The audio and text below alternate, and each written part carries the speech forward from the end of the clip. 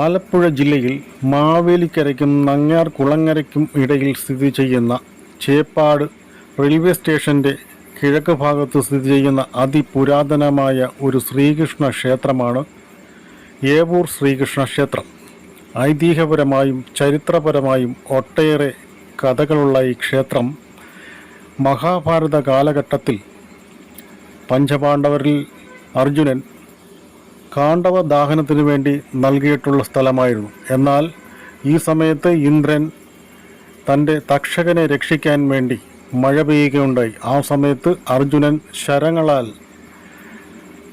മഴ ഒരു മേൽക്കൂര തീർത്തു മഴയെ തടസ്സപ്പെടുത്തുകയും ചെയ്തു. അങ്ങനെ ശരമെയ്ത സ്ഥലമാണ് ഏവൂർ എന്ന പേരിൽ അറിയപ്പെടുന്നത്.